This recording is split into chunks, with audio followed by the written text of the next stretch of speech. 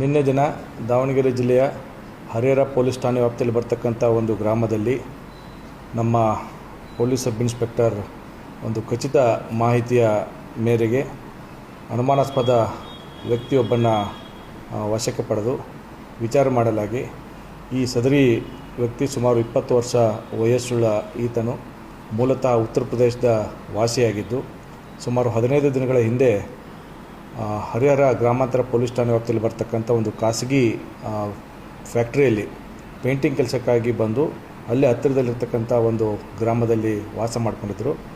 ಇವರನ್ನ ಅನುಮಾನಾಸ್ಪದವಾಗಿ ಚಟುವಟಿಕೆ ಇದೆ ಅಂತ ಬಿಟ್ಟೇಳಿ ಬಂದಿರತಕ್ಕಂಥ ಮಾಹಿತಿಯನ್ನು ಆಧರಿಸಿ ಇವರನ್ನು ವಿಚಾರಣೆಗೊಳಪಡಿಸಿದಾಗ ಈತ ತನ್ನ ಮೊಬೈಲ್ನಲ್ಲಿ ವಾಟ್ಸಪ್ ಗ್ರೂಪು ಮತ್ತು ಸೋಷಿಯಲ್ ಮೀಡಿಯಾ ಮುಖಾಂತರ ಪಾಕಿಸ್ತಾನದ ಮೂಲದ ವ್ಯಕ್ತಿಗಳ ಜೊತೆ ಸಂಪರ್ಕದಲ್ಲಿರ್ತಕ್ಕಂಥ ಮಾಹಿತಿ ಬಂದಿದ್ದು ಅವರನ್ನು ನಾವು ಮುಂದಿನ ಕ್ರಮಕ್ಕಾಗಿ ಪ್ರಕರಣ ದಾಖಲಿಸಿಕೊಂಡು ಸದ್ಯಕ್ಕೆ ಅವರನ್ನು ದಸ್ತಗಿರಿ ಮಾಡಿ ಮುಂದಿನ ಕಾನೂನು ಕ್ರಮ ಕೈಗೊಳ್ತಾ ಇದ್ದೆವು. ಈಗಾಗಲೇ ಈ ಪ್ರಕರಣಕ್ಕೆ ಸಂಬಂಧಪಟ್ಟಂತೆ ಹರಿಹರ ಗ್ರಾಮಾಂತರದಲ್ಲಿ ಪ್ರಕರಣ ದಾಖಲಿಸಿಕೊಂಡು ಏನು ಅನುಮಾನಾಸ್ಪದ ವ್ಯಕ್ತಿ ಸುಮಾರು 20 ವರ್ಷ ವಯಸ್ಸುಳ್ಳ ಈತನನ್ನು ದಸ್ತಗಿರಿ ಮಾಡಿ ಮುಂದಿನ ಕಾನೂನು ಕ್ರಮವನ್ನು ಕೈಗೊಳ್ತಾ ಇದ್ದೆವು.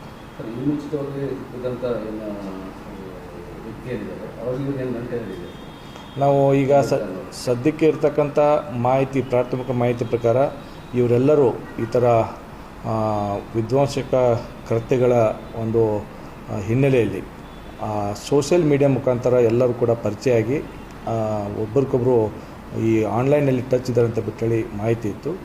ಇವರ ಒಂದು ವೆರಿಫೈ ಮಾಡಿದಾಗ ಆ ಥರ ಪ್ರಾಥಮಿಕವಾಗಿ ಬೆಳಕಿಗೆ ಬಂದಿದೆ. ಈ ಹಿಂದೆ ಕೂಡ ತುಮಕೂರು ಜಿಲ್ಲೆಯಲ್ಲಾಗಿರ್ತಕ್ಕಂಥ ಪ್ರಕರಣಕ್ಕೆ ಇದಕ್ಕೆ ಸಾಮರ್ಥ್ಯ ಇದೆ ಅಂತ ಬಿಟ್ಟೇಳಿ ತನಿಖೆಯಿಂದ ನಾವು ಮುಂದೆ ಖಚಿತಪಡಿಸ್ತೇವೆ.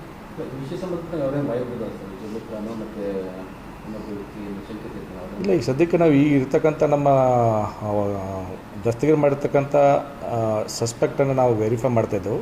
ಮುಂದಿನ ದಿನಗಳಲ್ಲಿ ವೆರಿಫೈ ಮಾಡಿ ಇದಕ್ಕೆ ಸಂಬಂಧಪಟ್ಟಂತೆ ಎಲ್ಲ ಸಾಕ್ಷ್ಯಾಧಾರಗಳನ್ನು ಕಲೆ ಹಾಕಿ ಸೂಕ್ತ ಕ್ರಮ ಕೈಗೊಳ್ತೀವಿ.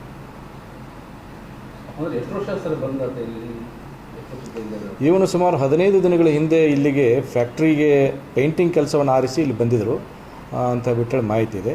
ಆ ಮಾಹಿತಿ ಆಧರಿಸಿ ನಾವು ಅವನ್ನ ಕರೆದು ಎನ್ಕ್ವೈರಿ ಮಾಡಿದಾಗ ಈ ಒಂದು ಅಂಶ ನಮಗೆ ಬೆಳಕಿಗೆ ಬಂದಿದೆ. ಈ ಹಿನ್ನೆಲೆಯಲ್ಲಿ ನಾವು ಪ್ರಕರಣ ದಾಖಲಿಸ್ಕೊಂಡು ತನಿಖೆಯನ್ನು ಕೈಗೊಳ್ತಾ ಇದ್ದೇವೆ. ಹೌದು, ರೀಸೆಂಟಾಗಿ ಬಂದಿದ್ದು. ಇವು ಮೂಲತಃ ಉತ್ತರ ಪ್ರದೇಶದವರು ಅಂತ ಬಿಟ್ಟೇಳಿ ಇವರು ಸುಮಾರು 10 ಜನ ತಂಡವಾಗಿ ಬಂದಿದ್ದರು. 10 ಜನ ತಂಡವಾಗಿ ಬಂದಿದೆ ಅಂತ ಬಿಟ್ಟೇಳಿ ಮಾಹಿತಿ ಇದೆ. ಉಳಿದವ್ರ ಬಗ್ಗೆ ಕೂಡ ನಾವೆಲ್ಲ ವೆರಿಫೈ ಮಾಡ್ತಾ ಇದ್ದೆವು. ಇದಕ್ಕೆ ಸಂಬಂಧಪಟ್ಟಂತೆ ಈ ಒಂದು ವ್ಯಕ್ತಿ ಬಗ್ಗೆ ನಮಗೆ ಒಂದು ಬೇರೆ ಬೇರೆ ಇದರಿಂದ ಮಾಹಿತಿಯನ್ನು ಆಧರಿಸಿ ಈ ರೀತಿ ಒಂದು ವೆರಿಫೈ ಮಾಡಿದಾಗ ಈ ಒಂದು ವಾಟ್ಸಪ್ ಗ್ರೂಪು ಸೋಷಿಯಲ್ ಮೀಡಿಯಾ ಮುಖಾಂತರ ಈತ ಟಚ್ ಇದ್ರ ಬಗ್ಗೆ ಖಚಿತಪಡಿಸಿಕೊಂಡು ಈತನನ್ನು ದಸ್ತಗಿರಿ ಮಾಡಿದ್ದೆವು. ನೋಡೋಣ, ತನಿಖೆ ನಂತರ ನಾವೇನಾದರೂ ವೆರಿಫೈ ಮಾಡಿ ಇದಕ್ಕೆ ಸಾಮರ್ಥ್ಯ ಇದೆಯಾ, ಇದೇನು ಒಂದೇ ಗ್ರೂಪಾ, ಯಾವ ಥರ ಟಚ್ಚಲ್ಲಿದ್ದಾರೆ, ಏನಿದೆ ಅಂತ ಬಿಟ್ಟು ತನಿಖೆ ನಂತರ ಗೊತ್ತಾಗುತ್ತೆ.